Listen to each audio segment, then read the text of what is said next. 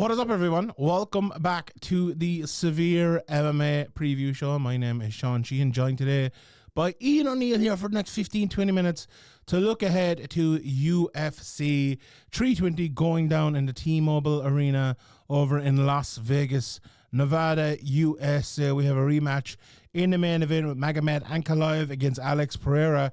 The bantamweight title is up for grabs. In the co-main event, Merab Dvalishvili against Corey Sandhagen. We also have maybe not a number one contender, but close to a number one contender. Carlos Ulberg might have something to say about it, between Khalil Roundtree and Yuri Prochazka. And then we have some other fights as well. But we will get to the main event straight away, Ian. And the first question I'm going to throw straight out at you here. How different are you expecting this fight to look to the last fight? It's a good question. I think we're going to see a lot of similarities in the rematch, with a couple of different kind of intricacies brought in by both fighters. I think there's two things that I would like to see and that I feel is going to be brought into the rematch, and I can give you one for each fighter. And I think I'll start with Magomed Ankalaev first, and that would be just more takedowns, more takedown attempts. He didn't really do that enough the last time. Maybe he felt he didn't need to. And, you know, I would probably agree with that fact that he didn't really need to. That fight that he fought the last time, he never really got behind in Shawnee. You know what I mean? He always seemed like he was a little bit ahead, and Alex Pereira was kind of playing catch up. And, you know, what I would expect to see a lot different from Alex Pereira this time around would be more output, you know. But does more output mean more takedowns? You see, one crux leads to another crux there. So I think, you know, everyone will have their core tendencies. I think, you know, the game plan for Ankalaev will be something similar. It'll be trying to put Pereira on the back foot. You know, the big question I have coming into this one, Shawnee, is, you know, was Alex Pereira genuinely hurt? Was that why he wasn't at 100% in the last fight? I think he was a very busy man too. We have to remember that he came in and saved 300 and a couple of other cards after that. He was out going to events, and, you know, we were questioning, you know, was he doing too much of other stuff in regards to training and preparing for this fight? And, you know, with the outcome of the fight, you could argue that that was the case as well. With Ankalaev, I mean, he's going to come in here with abundance of confidence and knowing that he got the job done the last time out without really implementing any grappling whatsoever. There was very little. There was a couple of clinches up against the cage. I think in terms of distance control and footwork here, what I was very surprised in the first fight was that, you know, there was Ankalaev that was leading the footwork and kind of backing Alex Pereira up against the cage and everything like that. And we know how good Alex Pereira is at that forward movement as well. So a long-winded answer. Are we going to see a different fight? I think we are in certain ways, but we're going to see similarities spread across this over the course of however long it lasts. And I think this is probably another one that could go another 5 rounds. Yeah, it's funny, I just did the betting show there, and I think I said almost exactly what you said there in about 5 different points. I think I agree. I think it'll go to a decision. Like, there's a possibility it looks a little bit like the first one based on how well Ankalaev did, even though I scored it for Pereira, but like, he won the fight, so that's all that matters. But the other point about that you made about the takedowns, like, it's very easy for anyone to go, oh, you know, up the takedowns and you're going to win the fight this time. Or for Pereira, kind of let your hands go, land more power shots. But like, let's say those two things are the way forward for both guys. Adding those two things together actually gives a big advantage to Ankalaev. As you said, Ian, like, Pereira lets his hands go, he's going to open himself up to takedowns for Ankalaev. And thus, if Ankalaev goes for more takedowns, when Pereira throws his big shots, he's going to be there and he's actually going to be shooting. As opposed to the first fight, where I know you were kind of mentioning it there, and I mentioned it, I don't know, it was on the SevereMMA podcast or where I was writing my notes earlier on. Like, I saw a lot of people saying, oh, Pereira stopped every takedown in the first fight. what takedowns in the first fight? Like, there wasn't really much there. Like, this for me kind of reminds me of the Eddie Alvarez McGregor fight, where everyone's like saying, "Oh, Eddie Alvarez didn't go for takedowns," but he did, and like really got stopped. I think this was the opposite of that. I think Ankalaev played like a really good game on the feet. Again, I thought he lost. But he did knock Pereira down. He did hurt him. Again, your thing about was Pereira injured coming in. It's difficult to know, but like either injured or not as prepared as well as you're kind of alluding to as well. I think it's was he at 100%, or did he? Me as somebody watching, do I feel that he fought at 100%? I honestly do not think he fought at 100%. Now, you could speculate as to the reasons behind that too, but whether he was injured, whether he wasn't injured, I definitely think he didn't fight to 100%. Yeah, it's interesting. Like, I actually don't think either of them fought to 100% in that fight. I think both of them can fight a whole lot better. But like, I think the breakdown of this is interesting to see. Like, what both of us said there, Ankalaev could add in more takedowns. Pereira, could be more accurate with his shots, a little bit more power shots going if Ankalaev's fighting him on the feet. But the thing about that is, like, those adjustments are going to lead to more adjustments. Pereira, it has good takedown defense. Okay, in the first fight, he didn't have to show it that much because Ankalaev was happy to fight him on the feet. Ankalaev can strike, as he showed in the first fight.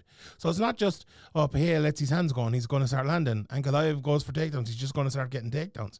There's going to be adjustments to the adjustments as well, and that's interesting to see where all of that goes. But all of that added together here, Ian, and like, I find it very hard to give a Pereira pick here. Even though, again, I'll say it, I thought he won the first fight.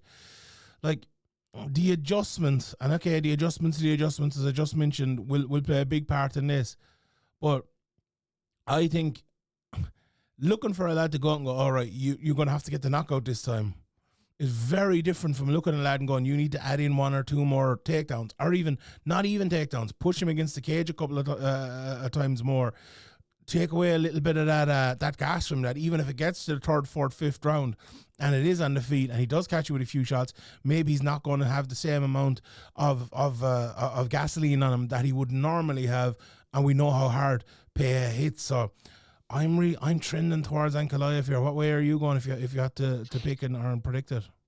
Yeah, pretty much the same in terms of, I think, the experience that Ankalaev would have had fighting him over 5 rounds the last time in Alex Pereira. I think that'll give him a bit of confidence coming in here as well, to kind of do similar enough to what he did in the first fight. But I think the wrinkles that he can add in this rematch will have a lot more of a detriment to Alex Pereira as to what Alex Pereira can do to Ankalaev. And that's, as we said, the point of more output. Now, we'd be foolish to think that there wasn't a chance of Alex Pereira landing clean, hurting Ankalaev and getting the job done. I think, he's got the power to be able to do that. In certain terms, if he does, I don't think Alex Pereira got the respect of Ankalaev, right, in the first fight. And I think if he does get the respect of Ankalaev in this second fight and lands heavy and maybe wobbles Ankalaev, I think that's where we see the grappling come out, to be honest. And I think it'd be almost foolish for Ankalaev to try and not up the pace a little bit more in rounds 3, 4, and 5, just to try and, you don't have to keep Alex Pereira down. It's just, you land your couple of shots, you get your takedown, maybe land a couple of shots there, maybe let Alex get back up, take him down again. You just try and drain that tank of Alex Pereira. Like we've seen, we have to be honest, how amateurish that Alex Pereira has been before when his back is on the mat. I think, he's been working with Glover Teixeira and that has improved, but has it improved enough for him to be able to kind of counteract chain wrestling in certain regards? And, I'm interested to see if Ankalaev does do that in this rematch, because if he does, I think it could be an easier win, a much easier win than he had the first time around. But it's the two main focal points in each of these guys' games. Obviously Ankalaev, he's not known as this like heavy grappler. I think he's used his grappling, but he's always fancied himself as a striker as well. But it's honestly, his grappling is much better than Pereira's, whereas that I think Pereira is afraid of that grappling. Ankalaev is kind of afraid of the power of Pereira, And I think that's why we saw a fight like we saw the first time around. And, I'd be interested to see if we fall into that again, but I don't think we will. I think these guys they, they've studied each other. This is their second camp that they're preparing for each other. And I think, you're going to see both of them will want to go out and outdo the last performances anyway. And I think Ankalaev will be hunting for a finish. I think Bahia will be hunting for a finish. Ultimately, like you said, I don't think the finish is going to come. And I think Ankalaev is going to get his hand raised at the end of the fight. Yeah, I just hope, as you're alluding, I just hope it's a better fight. Like, I was a bit disappointed with the last one again. Two lads underperforming. I hope it's better. Another guy who'll also be looking for a finish is Merab Dashvili fighting Corey Sandhagen in the co-main event. I was reading an interview he did today, and he was saying he wants to finish. Looking at Merab's record, in 24 fights into his career, only 5 finishes. That's going to be a big thing for him, I think, over the next few fights. Like, he submitted Sean O'Malley last time out. Before that, it was 5 decision wins in a row before knocking out or TKO'ing Marlon Rice back in 2021. He is going to want to add to that record. He's going to want to get finishes here to climb. Like, what's he looking at now? He's kind of, he's gonna probably overdo that division a couple of times. He's looking at pound for pound. He wants to overtake Makhachev, Topuria, and whoever else might be there. And I think against Corey Sandhagen, he has a big opportunity here.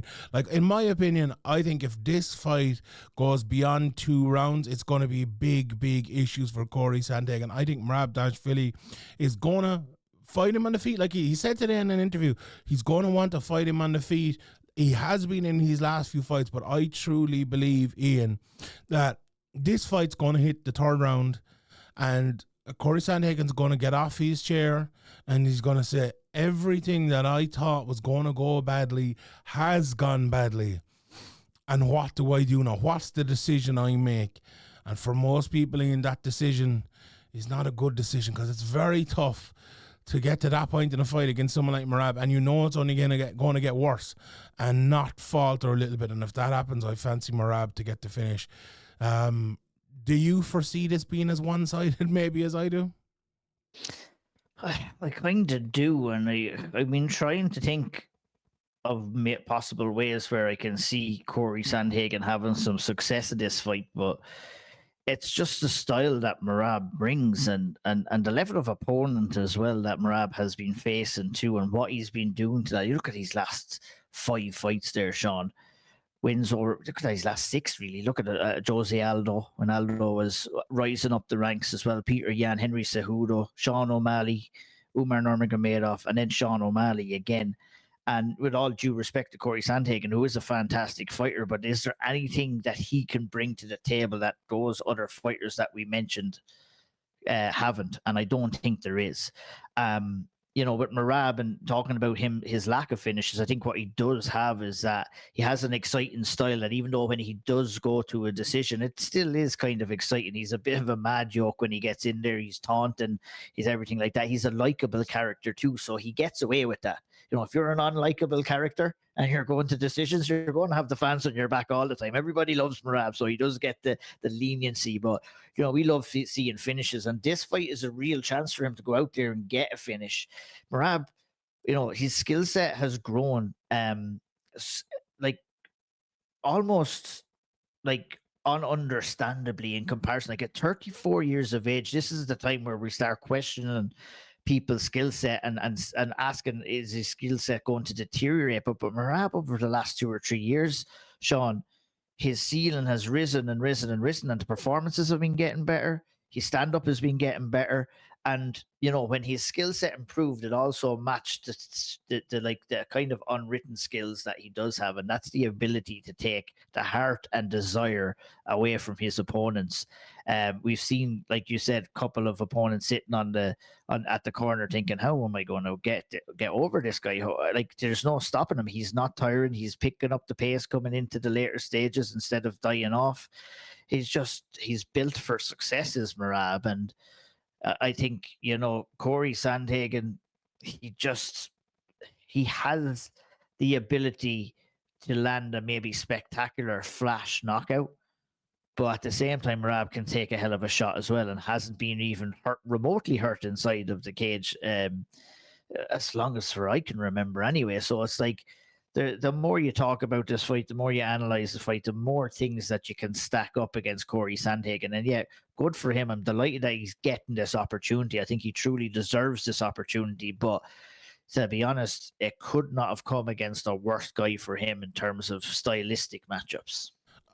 I agree. The only, I play a little bit of devil's advocate here. I saw MJ flip the script over on Twitter saying, I think it's, the number might be slightly off, but it's something like only 8 times in the history of the UFC has a champion defended his belt 3 times, and he's looking to do that this weekend. And there was like an 8-year period where it never happened as well. So that's one thing to keep in mind. You kind of asked there a way that Sandhagen can win. I'd like to answer that question. I would say early is the way. Like, it's going to have to be, in my opinion, something like a guillotine, a power guillotine, mounted guillotine, getting top of him. That's how he lost to Ricky Simon back in 2018. A flying knee, something like Time Merab coming through. Like, he's saying he's going to strike. Does that mean there's going to be more takedowns? If it does, maybe that knee on the way in, like, and not even a flying knee, like the low hard knee inside, could be something like, Jorge Masvidal, like, that he could do. Like, I truly believe that Sandhagen can't fight a 5-round fight here. He needs to fight like a 2-round fight. Now, I've just predicted that'll get him the loss, but it's the only way he gets the win, I think. I think he needs to go out. I think he needs to go at it and needs to try to get the finish. But in all honesty, I don't think it's like, where's his finishes coming from? The last time he's had a finish, obviously in the last fight, Deiveson Figueiredo had a knee injury. Like, his last finish was that flying knee knockout. Well, he had the doctor stoppage, of course, against Song Yadong, which, it was accumulative damage, which is a possibility here. You open up a cut, you can work on that cut as well. But that flying knee of Frank Yeager, who at the time was, almost on death's door as well as an athlete. It's the way he has to do it. I agree with you, but I just don't see where it's coming from. Like, I think it's, we always say, why do you throw a flying knee against the guy who wants to grapple you? Or why do you throw a spinning wheel kick when you're absolutely dead tired at the end of the 3rd round? But I think it's going to have to be something like that for Corey Sandhagen in this fight. Something spectacular, something that we could never imagine, nor Merab could imagine landing or happening. And, you need a little bit of luck for that to happen too. So it's going to be very interesting. In terms of activity, I think, that's one thing. We talked about Alex Bahia and the amount of times he was active last year, and where it can play effect on you too in your performances and stuff. I think we also have to give a level of credit to Merab for being a champion like that too, where we don't have too many champions who are willing to defend their title once per year, let alone 3 times per year. And I know he's talking about breaking that record and maybe going again at the end of the year in December to try and get 4 defenses. But I think he'll be fully focused on this one, and I'm excited to see if anything can happen. But I think we'll all be kind of saying, yeah, I think probably, like you said, a round and a half or 2 rounds in, I think the script will be written on this fight, and it'll be either an easy one-sided unanimous decision victory for Merab, or I feel what you say too. I think the submission might come. I think Merab can push that pace, maybe force Sandhagen into a grappling exchange and then kind of use some counter jiu-jitsu to lock in a choke or get the submission round 3, round 4, maybe when the juice has kind of gone out of Corey Sandhagen here. So it's an interesting one, but an interesting but predictable fight, I feel, in my opinion. Yeah, I tend to agree. Just want to mention 1 or 2 other fights. I'll let you take Kelly Roundtree against Gary Prochazka. Patchy Mix versus Jacko Vishlak is the one I just want to talk about, because obviously Patchy Mix in his sophomore UFC appearance here completely didn't show up for the Mario Batista fight. but Batista was a bad matchup for him stylistically. This is a much more favourable matchup in that Djokovic is a grappler, you know, never won by knockout, 10 submission wins in his career. Like, watch that. How many 4 fights that he had with Sebastian Pibic? Obviously covered a lot of them over in Sherlock, and he came out the winner of that quadrilogy, 2-1-1. You know, beat him, choked him out. Back in June. He's been a good bit out of the cage now. June 2024 was the last time he fought. Obviously, this is his debut in the UFC as well. And I think for Patchy Mix here especially, he has to hit the ground running and he has to win this fight. But it's going to be tough. Like, the way he wins fights is via submission. He is a ground fighter. Like, Vishlak is a good fighter on the feet. There's no doubt about it. He's not a knockout artist either by no means. I'll make no mistake about that. But he's not a bad fighter on the feet. I'll be very interested to see if Patchy Mix gets put on the ground. How is he going to look and how is he going to fight from there? Because, like, he is a guy, you look at these chokes here, rear naked chokes, guillotines, arm triangles, and things like that. He's not throwing up arm bars and triangles and things like that. So, very, very interesting fight. That one. What do you think of the Prochazka Khalil Rountree one? Because a lot of people I think are torn on this. Which side of that one are you leaning? I mean, I'm kind of torn myself because two of these guys are crazy and could throw anything under the sun at each other. I think what we've seen is when somebody goes in with a better level of technique against a guy like Yuri Prochazka, that he normally comes out more, out the winner. We've seen that with Alex Bahia, and I think Khalil Rountree has that kind of technical savvy to get past the kind of mad bastardry, really, of Yuri Prochazka, who, can be unpredictable in his attacks. But I think it's a fantastic matchup, and I'm really excited to see. It is one of those ones where it could be whoever, it's kind of, I don't want it to be a lazy analysis here, but it could literally be whoever lands clean first. Both of these guys have great killer instinct. Both of them have really unique styles. But I'm kind of leaning a little bit towards Rountree Jr. here in terms of the power that he possesses and obviously the technical savvy that he has in comparison to Yuri. But you'd be foolhardy to rule Prochazka out too at the same time. Even when he is hurt, he's still dangerous. I think this is a really great matchup and one that's going to guaranteed deliver, really, to be honest, on the night fight of the night material for sure. Yeah, I tend to agree with that. Some other fun stuff as well. Yusuf Zalal and Zalal even and Josh Emmett. Zalal is looking to take that next step. He's a big favourite in that fight and climb the I think he's too much of a favourite, ain't he? I've been a long admirer of Yusuf Zalal. Even his first stint in the UFC, I thought there was something about him. Didn't work out. Came back. He's been very successful since he's come back. This is the test here, really, Shawnee. This will tell us if he's ready to go on and face that elite level competition, or Josh Emmett is no easy out, hits like a truck, and if he lands clean on you, it could be night there. So yeah. I think the speed advantage obviously will go to Yusuf Zalal, but he's going to have to try and get in and get back out very safely, because there's a big right hand waiting there for you whenever you are moving towards Josh Emmett. It's a crazy one.